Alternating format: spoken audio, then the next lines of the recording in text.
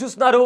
అహ్మదాబాద్లో flight crash land అయిన తర్వాత రోజు మన దేశంలో ఏదో ఒక ప్లేస్లో ఫ్లైట్లో సాంకేతిక సమస్యలు వచ్చి ఆ ఫ్లైట్స్ అన్నీ కూడా క్యాన్సిల్ అవుతున్నటువంటి పరిస్థితి కనిపిస్తుంది.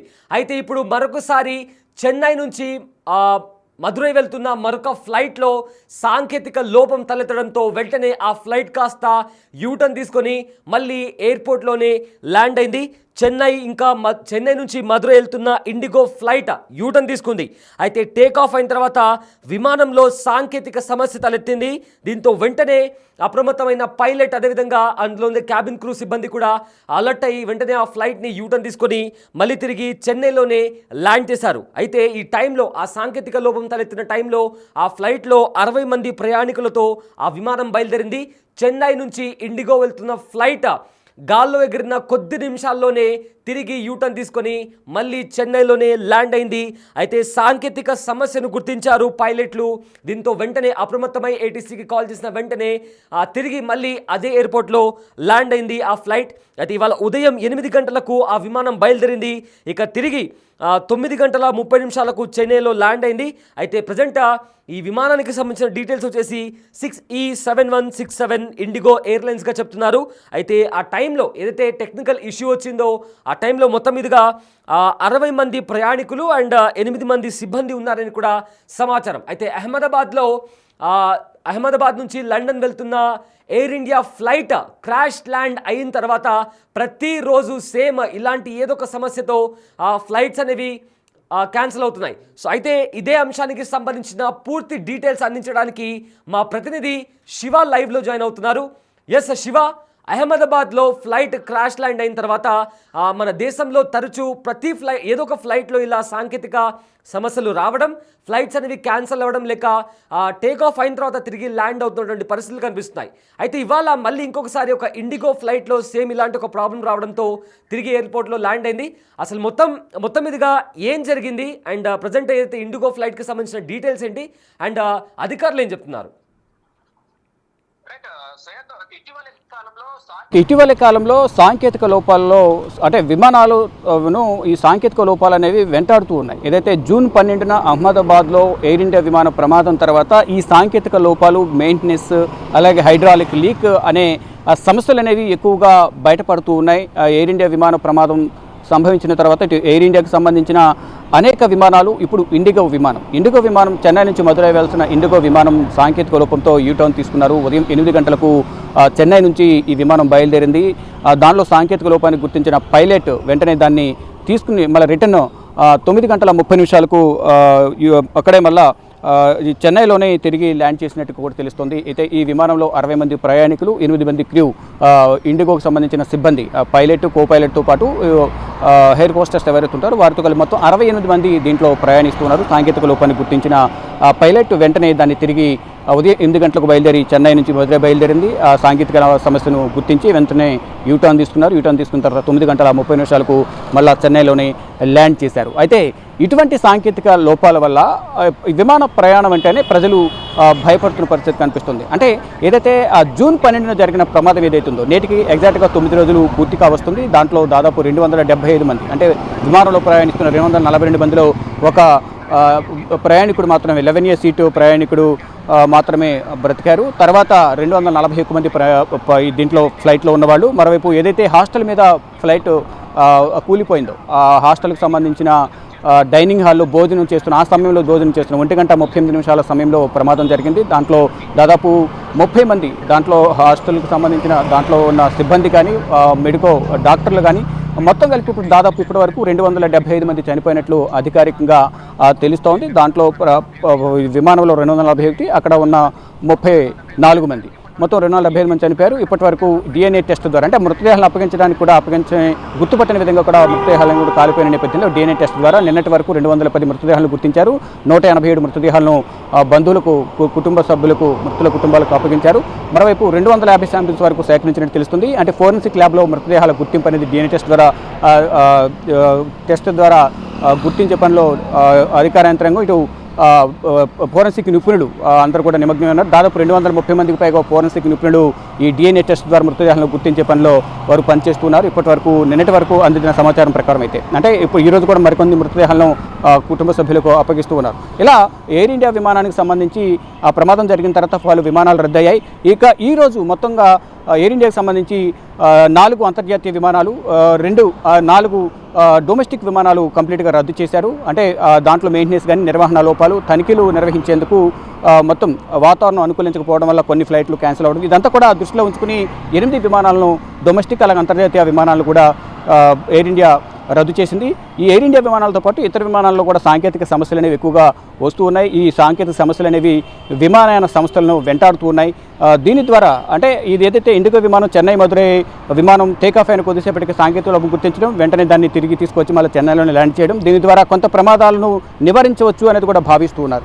అంటే తర్వాత ఎయిర్ ఇండియా విమాన ప్రమాదం జరిగిన తర్వాత మళ్ళీ అహ్మదాబాద్ నుంచి లండన్ వెళ్లాల్సిన ఒక విమానం అంటే ఎయిర్ ఇండియా బోయింగ్ 787 విమానాన్ని ఎయిర్ ఇండియా 171 విమానం ఏదైతే ప్రమాదానికి గురైందో దాని నంబర్ మార్చి 159గా మార్చి మళ్ళీ తొలి విమానాన్ని లండన్కు ప్రయాణించాల్సి ఉంది. దాంట్లో కూడా దాదాపు 250 మందికి పైగా కూడా ప్రయాణికులు ఉన్నారు. కానీ దాంట్లో కూడా సాంకేతిక సమస్యను గుర్తించి వెంటనే దాన్ని రద్దు చేశారు. వెంటనే దాంట్లో ఉన్న ప్రయాణికులందరికీ కూడా అమౌంట్ రిఫండ్ చేశారు. ఇలా ఈరోజు ఏదైతే 8 ఫ్లైట్లు క్యాన్సిల్ అయ్యాయో ఆ ఫ్లైట్లు కూడా అమౌంట్ రిఫండ్ చేస్తున్నట్టు కూడా ఎయిర్ ఇండియా యాజమాన్యం తెలియజేసింది. ఇక ఇండిగో విమానానికి సంబంధించి కూడా ప్రధానంగా సాంకేతిక సమస్య ఉన్న నేపథ్యంలో వెంటనే పైలట్ అప్రమత్తమై దాన్ని తిరిగి యూటర్న్ తీసుకుని చెన్నై ఎయిర్పోర్ట్లో ల్యాండ్ చేశారు. దాంట్లో మొత్తం 68 మంది దీంట్లో సిబ్బంది 8 మంది ప్రయాణికులు 60 మంది ఉన్న నేపథ్యంలో సాంకేతిక లోపాన్ని గుర్తించి తిరిగి చెన్నైలో ల్యాండ్ చేశారు. మొత్తంగా చూసుకుంటే ఎక్కడికక్కడ సాంకేతిక సమస్యలతో విమానాలన్నీ రాకపోకలన్నీ కూడా నిలిచిపోతున్నాయి. యాజమాన్యాలు రద్దు చేస్తూ ఉన్నాయి. అంటే ఈ ఎయిర్ ఇండియా విమాన ప్రమాదాన్ని దృష్టిలో ఉంచుకుని సాంకేతిక సమస్యతో ఒకవేళ టేకాఫ్ అయినప్పటికీ కూడా ప్రమాదం జరిగితే ఇబ్బంది ఏర్పడే అవకాశం ఉంటుంది కాబట్టి భారీగా ప్రాణ నష్టం జరుగుతుంది కాబట్టి ముందుగానే దాన్ని గుర్తించి సాంకేతిక సమస్యల దృష్ట్యా ఈ ఫ్లైట్లన్నీ కూడా క్యాన్సిల్ చేసిన పరిస్థితి కనిపిస్తోంది.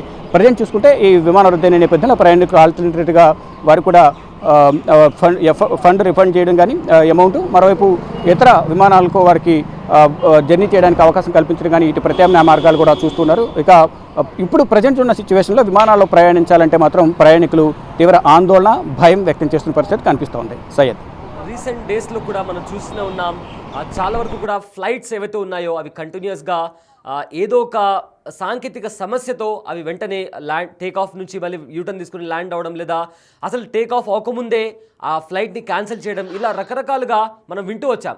సో మొత్తం మీద ఎందుకు ఇలాంటివి జరుగుతున్నాయి, దీనికి సంబంధించి ఎయిర్లైన్స్ ఏమైనా స్పెషల్గా ప్రికాషన్స్ తీసుకుందా, అసలు మొత్తానికి ఏం జరుగుతుంది అండ్ దీనికి సంబంధించి అధికారికంగా ఏదైనా గవర్నమెంట్ నుంచి ఏదైనా క్లారిటీ వచ్చిందా?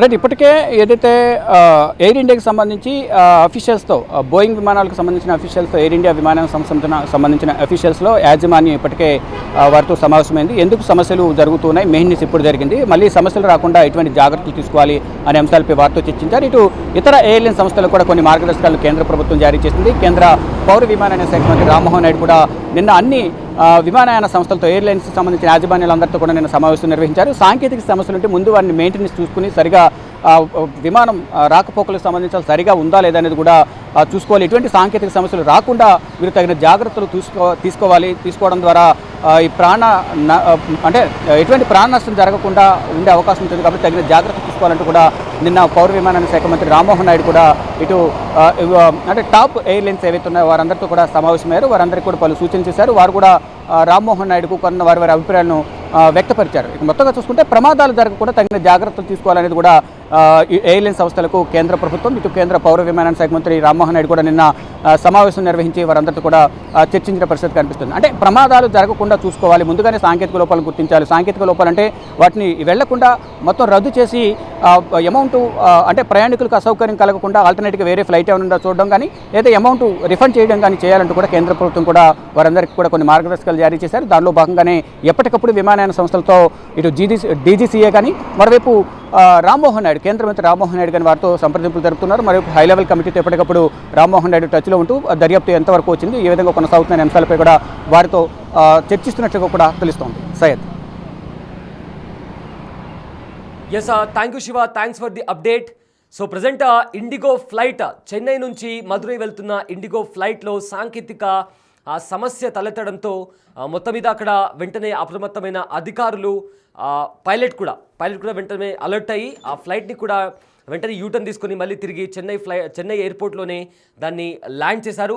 సో ఇదే నేపథ్యంలో కూడా కంప్లీట్గా కంటిన్యూస్గా కూడా మనకు ఈ టెక్నికల్ ఇష్యూస్ అనేవి రావడం, దాని తర్వాత టేక్ ఆఫ్ అవ్వకముందే ఫ్లైట్స్ని క్యాన్సిల్ చేయడం, లేకపోతే దాన్ని తిరిగి ఎక్కడైనా గాల్లో ఉన్నప్పుడే ఒకవేళ సాంకేతిక సమస్య తలెత్తినప్పుడు కూడా మళ్ళీ తిరిగి కూడా ఎయిర్పోర్ట్లో ల్యాండ్ చేయడం ఇలాంటివి కూడా జరుగుతున్నాయి. సో దీంతో ఇప్పటికే ఏవియేషన్ మినిస్టర్ కూడా దీనికి సంబంధించి కూడా కంప్లీట్గా జాగ్రత్తలు తీసుకుంటాం అండ్ ఫర్దర్గా కూడా ఇలాంటివి జరగకుండా చూసుకుంటామని కూడా చెప్తున్నారు.